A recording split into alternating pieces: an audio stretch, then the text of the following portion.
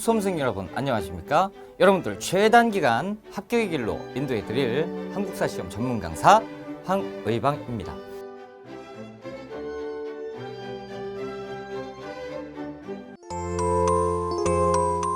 비변사 임진왜란 이후에 거의 모든 업무를 다 총괄했다. 자, 결과 왕권은 땅에 떨어지고 의정부와 욕전하는 일이 없어진다라는 거예요. 3사는 자기 세력의 유지와 상대 세력의 견제 기구로 변질됩니다. 자, 이제 군사 체제를 한번 볼게요. 중앙군입니다. 조선 전개 5위라고 했고 조선 후기로 가면서 5군영 5개의 군영으로 바뀌게 되는데요. 5군영의 첫 번째는 뭐죠? 훈련도감입니다. 그래서 훈, 총, 수, 그리고 금, 위영까지 해서 5개의 부대가 5군영입니다. 그러니까 훈련도감에 대해서는 보수, 사수, 살수 이 3수병을 양성했다라는 거죠. 누구의 건입니까? 유성룡의 건이. 언제 만들어요? 전쟁 중에 숙종 때 5군영의 체제를 완비했다. 자, 정치 변질 조선 후기 숙종 때 가면 이제 서인이 독점하면서 일당 전제화가 되고 그리고 붕당 정치가 변질돼 가죠. 그러니까 이제 탕평론이 제기가 되니 맨 처음에 누가 숙종이 탕평책을 제시를 했어요. 하지만 편당적인 인사관리 부작용으로 인해서 이런 여러 가지 환국이 발생을 했다라는 거죠. 영조가 왕이 되자마자 강력하게 탕평 정치를 시행하게 되는 거예요. 자, 탕평 교서를 발표해요. 성균관 안에다 탕평 비석을 세워놓게 되는 겁니다. 영조 같은 경우는 자신의 왕당파를 만듭니다. 그래서 붕당 자체를 싹 다 없애버리려고 만든 것이 탕평파였다라고 기억하시면 돼요. 그리고 이제 서원을 대폭 정리합니다. 자, 2조 전랑의 후임자 청구권 뺏어버리고 3사의 관리 선발 관행 뺏어버리고 영조가 왕권을 강화하게 되는 것이고, 자, 이제 개혁 정치를 한번 볼게요. 속대전이죠. 그리고 가혹한 형벌 이런 걸 폐지시키고, 그리고 이제 사형수에 대해서는 엄격하게 3번 심판해라 라는 3심제, 그리고 균역법이 있는데 균역법 나오면 영조다 이 정도는 지금 무조건 아셔야 되고, 자, 신문고가 부활됐습니다. 한계가 뭐냐, 이 완론 탕평의 최대 단점이 뭐예요? 일시적인 탕평이었다라는 거죠. 그 다음에 이제 손자 정조가 왕이 됐습니다. 탕평 정치입니다. 인재 등용 중심의 탕평책을 시행합니다. 노론, 남인 이런 사람들 그 당세계에 구애받지 않고 능력 있다라고 하면 등용해서 옆에서 앉히고 그랬습니다. 이게 정조예요. 자, 그렇다면 개혁 정치 한번 봅시다. 규장각을 만들어요. 이 안에는 박제가, 유득공, 정약용 이런 실학자들 대거 등용을 해서 연구를 하는 거예요. 자, 그리고 장용영이라는 친위 부대를 만듭니다. 자, 그리고 초기 문신제는 능력 좋은 자를 뽑아서 재교육을 시켰고요. 자, 화성을 건설했습니다. 거중기를 사용해서 화성을 건설하는데 시간을 단축시켰고요. 정치적 군사적인 기능 그리고 상공인을 육성하려고 했었던 정조입니다. 수령의 권한을 매우 강화시킵니다. 이 수령에게 청약 권한을 뺏어서 수령에게 줍니다. 자, 사회개혁으로 서울 노비 차별을 완화했고요. 그리고 금난 정권을 폐지합니다. 편찬사업으로 법전도 만들어요. 그리고 외교, 동문위고, 탁지, 주관지, 무예도보 통지인데 우리가 대전 통편은 절대적으로 아셔야 되고 무예도보 통지도 꼭 알아두시면 좋겠습니다. 그래서 이 빨간색은 꼭 시험에 나오고요. 그리고 방금 보셨던 영조와 정조를 비교해서 섞어냅니다. 그래서 꼭 아셔야 되고요. 이제 순조부터 순조, 헌종, 철종까지 어린아이가 왕이 됐고 외척 세력들이 정치를 다 해버리는 이 시대 세도 정치입니다. 자, 소수가문이 정치를 독점하고요. 자, 권력구조 변질되죠. 의정부와 육조가 유명무실해져요. 당연한 것이고 비변사의 권한이 엄청나게 강화됩니다. 19세기의 사회 삼정이 문란해지고요. 세금 내는 것들이 완전히 엉망진창이 됩니다. 자, 홍경래의 난은 순조 때, 임순롱민복긴 철종 때입니다. 우리 순조 때 홍경래의 난을 먼저 보자라는 거죠. 삼정의 문란이 배경이고요. 서북민에 대한 차별 대우 홍경래가 들고 일어났는데 그때 당시에 농민, 상인, 광산 노동자, 어촌에 살고 있는 어민 할 거 없이 싹 다 모입니다. 청천강 이 지역을 한때 장악을 했었고 5개월 만에 평정되었다. 전국적으로 일어난 것이 철종 때 있었습니다. 몰락한 양반 가번인 유계춘이 들고 일어납니다. 어디에서 일어나면 진주에서 일어나요. 그래서 진주성을 점령하고요. 그것을 시작으로 함흥에서 제주도까지 싹 다 전국적으로 일어납니다. 농민봉기, 임술농민봉기가 나오면 삼정 이정청의 설치 이게 꼭 시험에 같이 나옵니다. 하지만 실효성은 없었어요. 자, 이 홍경래의 난과 임술농민봉기가 세도정치 시기에 있었던 봉기고 삼정의 문란에 대한 봉기입니다. 이 두 가지. 그래서 이제 세도 정치까지 우리가 공부를 했고, 자, 우리 경제편에서 제일 중요한 건 수치 체제입니다. 무조건 시험 문제 나오고 경우에 따라서는 2문제까지 나올 수 있는 것이 수치 체제. 무조건 한 문제 나옵니다. 전세에 관한 거죠. 그것이 영정법이에요. 자, 인조 때 시행한 건데, 자, 일단 전세, 조선 전기로 갑시다. 연분융통법을 시행하죠. 세종 때 풍흉년에 따라서 그래서 9등급으로 나눠가지고 4도에서 20도까지 납부하게 합니다. 그러니까 관리들이 흉년인데도 불구하고 풍년이라고 써버린단 말이에요. 그럼 20도 내야 돼. 이게 문제가 되니까 인조 때 백성들을 위해서 영정법을 시행합니다. 토지 1결당 미국 4도만 납부하게 해라라는 거죠. 풍년, 흉년 기준 없앤다라는 거죠. 그래서 전세가 정액화, 고정되어 있었다라는 거죠. 최하 등급으로 4도를 내니까 국가의 세금이 굉장히 바닥을 쳐버려요. 그러니까 보충해야지. 어떻게 할래? 수수료, 운송비, 보충비 이런 명목으로 걷어버립니다. 자, 이제 대동법입니다. 대동법 모르면 공부 안 한 거고 무조건 시험 문제 나와요. 이거 한 번도 안 나온 적이 없어요. 다 나와요. 경납의 폐단 때문에 대동법을 시행하자. 광해군이 경기도에 처음 시행을 합니다. 그래서 대동법을 관리하기 위한 식량창고, 선해청을 만들고 현물 대신 지금 현물 내야죠. 쌀, 삼배, 무명, 동전으로 납부하게 하는 겁니다. 그러니까 대납을 하게 하는 거죠. 그리고 돈이 돌기 시작하는 거예요. 기준이 뭐냐면 토지 1결당이에요. 12도를 징수를 받게 했다라는 거죠. 상공, 별공, 진상 이렇게 세 가지의 공납이 있었어요. 자, 박납의 폐단을 시정하기 위해서 드디어 시작되는 것이 대동법입니다. 그래서 광해군 때 경기도에서 시행했고 1결당 12도로 숙종 때 전국적으로 시행됐다라고 기억하시면 되고요. 땅 기준으로 미포, 전, 지주의 반대로 100여 년이 소요됐다는 것 자체도 기억 많이 하셔야 됩니다. 이제 특산품을 구입하는 상인들이 생기는 거예요. 공인이라는 상인이 등장을 합니다. 공인들이 어디 가서 사겠어요? 시장에서 사지요. 그러니까 장시, 시장이 발달하게 됩니다. 장시에서 뭐가 돌아요? 돈이 돌지요. 그래서 대동법의 결과 상품화폐 경제가 굉장히 발달했다라고 보시면 되고요. 도고가 등장을 했습니다. 독점적 도매 상인. 자, 이제 균역법입니다. 영조 때 시행하는 건데, 자, 봅시다. 군역이 이제 어떻게 변하냐면 보법이라고 시행을 하죠. 그러다 보니까 이제 호패를 위조해서 대립을 대신 쓰는 거예요. 그래서 불법이 성행합니다. 이걸 국가에서 알아버렸어요. 영조는 백성들한테 1년에 딱 한 필만 부담하게 하면 돼 라는 균역법을 시행해요.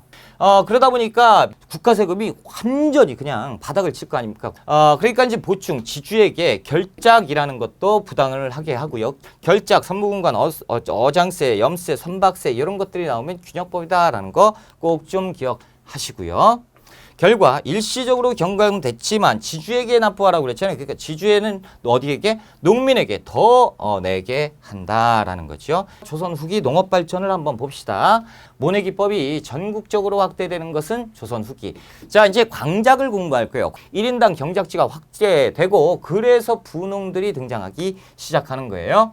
자, 상품 작물 봅시다. 자, 조선 후기로 가면 대동법이 시행되면서 돈이 돌면서 뭐가 돌아요? 시장이 커집니다. 그렇죠? 그러니까 내다 파는 이런 작물들이 생겨요. 그것이 상품 작물. 목화, 채소, 담배, 약초 이런 것들을 재배를 하는 대부분 원칙은 반농사예요. 자, 농민들이 변화하는데요. 일부 농민이 부자가 되면서 이제 양반으로 변화하게 되고요. 다수의 농민들은 상공업자, 임노동자로 전락합니다.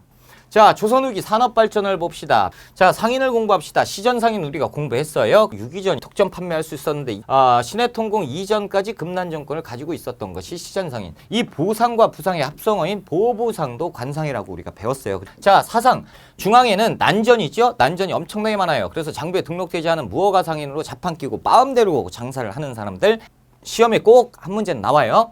자, 제일 많이 나오는 것이 이 개성의 송상이에요. 개성상인, 송도상인, 송상인데 인삼재배업을 중개무역을 했습니다. 전국적인 유통만 대리점을 만들었으니 그것이 송방입니다. 의주의 만상은 무엇을 했느냐? 대청무역이에요. 자, 공무역과 사무역이 있습니다. 그것을 개시, 후시라고 불러요. 자, 평양의 유상은요, 다른 거 안 나옵니다. 뭐예요? 평양의 유상은 역시 대청 상인이었다라고 보시면 됩니다. 자, 한양 경강상인인데 선상입니다. 선상, 선박상인이잖아요. 자, 그리고 내상, 동래상인인데 일본과 가깝죠. 그래서 대일본 무역을 했던 상인이 내상입니다. 자, 수입은 은, 유황, 구리 이런 것들이 많이 들어왔단 말이죠. 우리는 화약 만들어야죠. 그러니까 유황, 구리 이런 것들이 시험 문제 잘 나옵니다. 포구 상권이 형성됩니다. 항구의 시장이 형성이 되는데 이게 포구상권이라고 불려요. 객주와 여객은 상품의 매매를 중개하고 운송, 보관, 숙박, 금융업에 종사하는 사람인데 자, 기타 산업, 돈이 돌 지역, 숙종 때 상평 통보, 전국적인 유통. 자, 이제 사회편 들어갑니다. 임진왜란 이후에 양반을 사고 파는 공명첩 납속책입니다. 양반의 수가 폭발적으로 늘고 상민의 수는 폭발적으로 줄어버리는 신문지의 동요가 생기게 된다라는 거죠. 서로 다 양반이니까.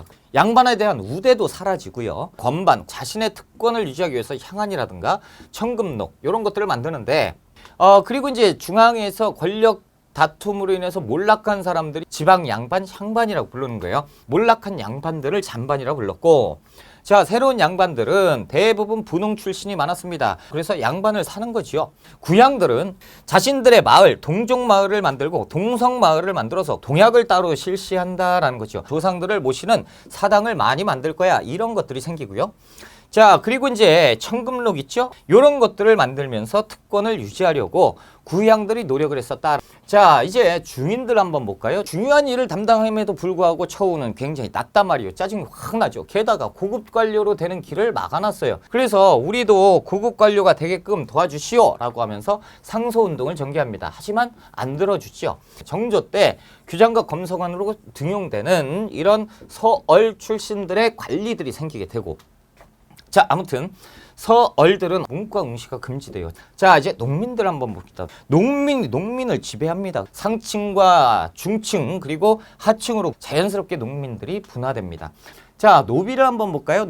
자, 그리고 노비가 많아지면 안 돼요. 차라리 이 노비를 양민화시켜서 평민을 만들면 국가 세금이 올라가잖아. 그러니까 노비 종목법으로 해서 노비의 수를 줄이려고 했었어요. 어머니의 신분에 따라서 노비가 된다라는 거죠. 그럼 노비수가 줄 것이고, 그래도 안 돼요. 그래서 공노비를 해방시킵니다. 순조 때 중앙에 관서 6만 6천 명의 공노비를 면천시켜버려요. 형촌사회의 변화를 봅시다. 자, 17세기 이후에 예학과 보학이 발달합니다. 그러면서 가부장제로 가죠. 그러니까 이제 폐쇄적인 나라로 가게 되는 것이 조선 후기입니다. 자, 친형제도는 그리고 장자 중심입니다. 18세기 이후에 가면 부계 중심의 가족제도가 강화되고요. 아들이 없으면 제사를 못 지내. 그러니까 어떻게 해요? 양자를 드립니다. 부계 위주의 족보, 남성 중심의 족보를 편찬하게 되고, 사회 동요 한번 볼까요? 배경을 한번 볼게요. 일단 신문제가 무너졌습니다. 삼정이 문란해졌죠. 도적대는 증가하지요. 그리고 국외적으로 보면 이양선이 출몰을 하는데 예언사상이 팽배해져요.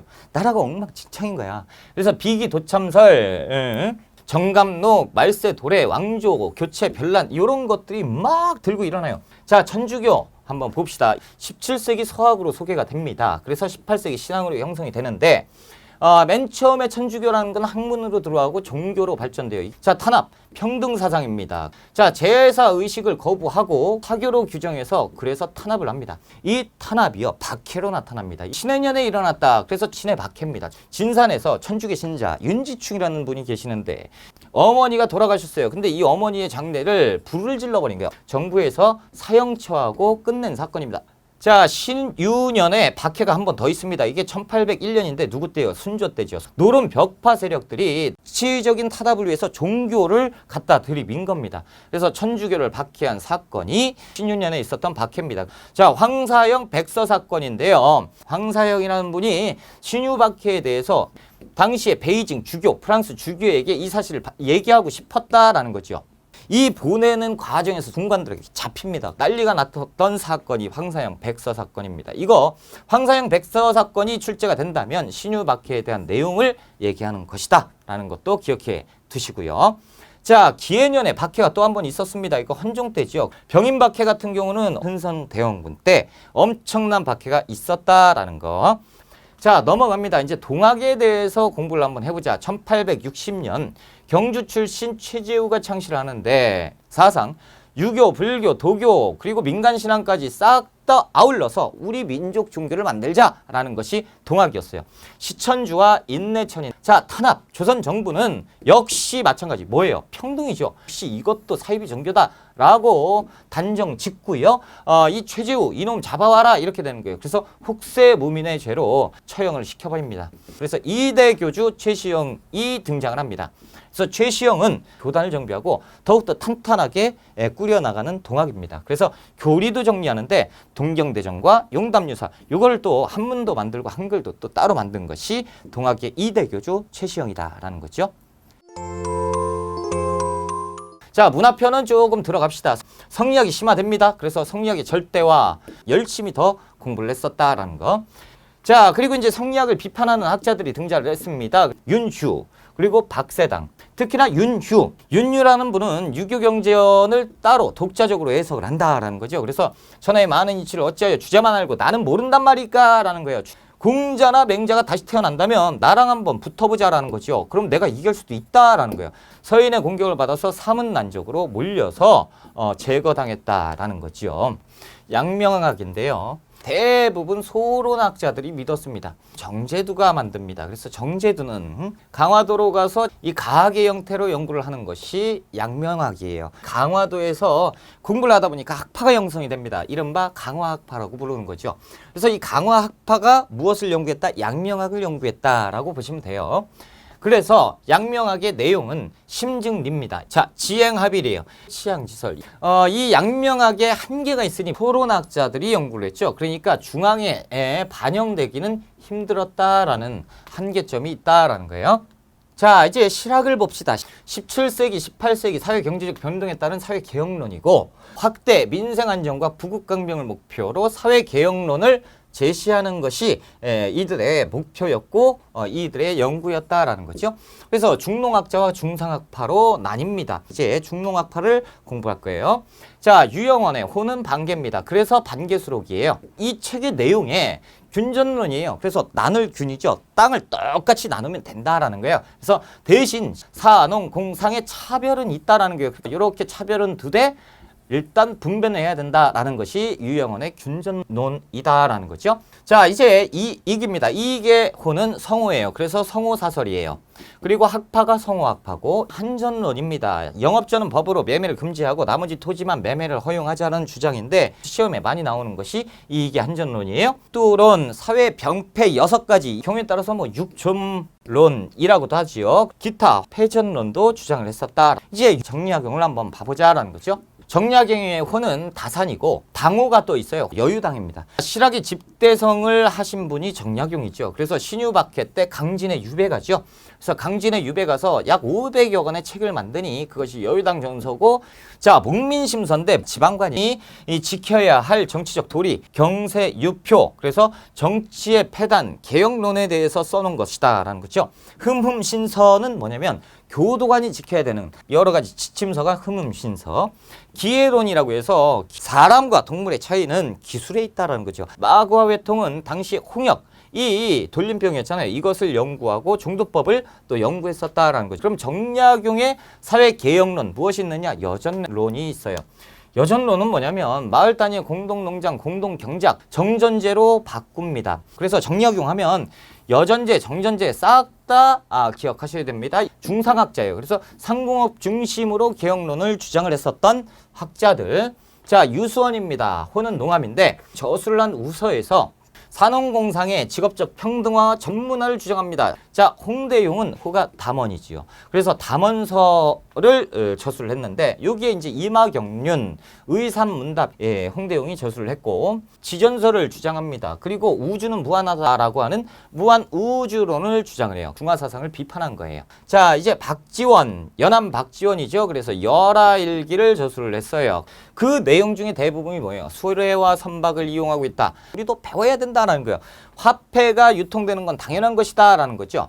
양반전, 허생전, 호질이 있는데 이것은 한글이 아니고 한문소설로 적어놨다라는 거죠. 제가 이렇게까지 말씀드리는 건 중요하기 때문이에요. 자, 박제가입니다. 자, 박제가는 호가 초정인데 박지원의 제자예요. 책 저술을 했는데 북학의예요. 수레와 선박의 이용입니다. 자, 그리고 특징적인 건 소비를 권장한 건데 이래서 시험 문제 엄청 많이 나오는 거예요. 박제가가. 절약보다 소비를 권장한다. 어디에 비해서? 우물물에 비유해서. 그래서 사료로 엄청 많이 출제되는 것이 박제가. 자, 이제 국학 연구에 대해서 공부를 해볼게요. 18세기의 역사, 안정복의 동사 강목이 있는데 안정복의 동사 강목이 시험에 나온다면 이게 꼭 나옵니다. 사만 정통론. 유독공이 어디에서? 발해고에서 처음으로 남북국 시대를 주장했습니다. 자, 19세기 김정희의 금석 가학론 다 아셔야 됩니다. 진홍황 순수비임을 밝혔다라는 거죠. 지도에 대해서 공부를 해보자라는 거죠. 동국지도 영조 때 정상기가 그래서 최초로 백리척입니다. 자, 대동여지도인데 심리척이죠. 철종 때 김정후가 대동여지도를 쓰는데 산맥, 하천, 포구, 도로망 여기 싹 다 있는데 점으로 찍어놨죠. 심리척. 이것이 대동여지도다라는 거예요. 자, 지리서 보면 인문 지리서로서 이중환의 택리죠. 자, 이제 좀 넘어가서요. 서양 문물을 한번 봅시다. 이광정이 고려만국 전도를 갖고 오는데 이건 모르면 안 되죠. 벨테브레가 등장을 합니다. 그래서 제주도에 표류하는 네덜란드 사람이죠. 귀화를 해요. 묵과에 급제해요. 훈련도감에 소속돼서 교관으로 활동을 하는 사람이에요. 하멜인데 효종 때예요. 자, 제주도에 똑같이 표착됩니다. 네덜란드 귀국한 다음에 쓴 게 하멜 표류기예요. 서양의 조선이라는 나라의 사정을 알려줬던 책이다라는 거죠. 과학기술 천문학인데 지정설을 최초로 주장한 사람이 김성문입니다. 그리고 홍대영이 무한우주론을 주장해요. 자, 역법 한번 볼게요. 시연력이 있어요. 이것을 김육이 도입을 합니다. 반드시 알아야 되는 건 의학서적이죠. 꼭 외워야 돼요. 그래서 광해군 때 허준이 왕명으로 편출했지요. 그래서 동의보감, 인조 때 허임이 침구경험방, 침구술을 집대성한 책이 영조 때 정약용이 마과외통입니다. 그래서 종도법을 연구를 했어요. 그리고 고종 때 이재마가 사람의 그 체질을 네 종류로 치료법을 저술한 동의수세보원, 정약용의 거중기. 그래서 수원 화성 건축할 때 썼고요. 배달이 이 두 가지가 나오면 정약용. 자, 농서는 효종 때 신속이, 농가집성, 산림경제, 그리고 임원경제지들이 다 조선 후기의 농법서다라고 보시면 되겠습니다. 자, 그리고 이제 우리가 조선 후기에 빼먹으면 안 되는 게 서민문화죠. 판소리죠. 그리고 탈춤, 홍길동전, 춘향전, 별주부전, 심첨전, 장화홍련전 이라고 해서 한글 소설이에요. 그리고 이제 한문학, 특히나 중인들은 시사를 조직해요. 자, 이제 그림을 볼 건데 그림은 무조건 나온다고 보셔야 돼요. 무조건 나옵니다. 정선의 진경산수하고 이게 금강전독, 인왕주의 색도입니다. 자, 그리고 18세기 후반, 자, 이 김홍도의 그림, 단오풍정 보세요. 신윤복입니다. 자, 그리고 파적도인데 이게 묘박개추도예요. 김득신의 그림이에요. 서양학 기법으로 그린 강세황의 영통 동구도, 영통골 입구도고, 요것은 이제 민화입니다. 자, 서해에서 김정희 하면 두 가지, 추사 김정희, 추사체지요. 그리고 세안도도 시험에 나오고, 건축물은 전북 김제에 있는 금산사 미륵전이 몇 층이며 하나, 둘, 3층이고요. 자, 법주사 팔상전이죠. 시험 문제 엄청 많이 나오는데 충북 보은이에요. 5층으로 돼 있지만 안에 들어가 보면 하나의 통칭으로 돼 있습니다. 화암사 각황전, 자기, 청화백자가 유행을 합니다. 청화백자는 어떻게 생겼어요? 이렇게 생겼습니다. 쉬었다 갑시다.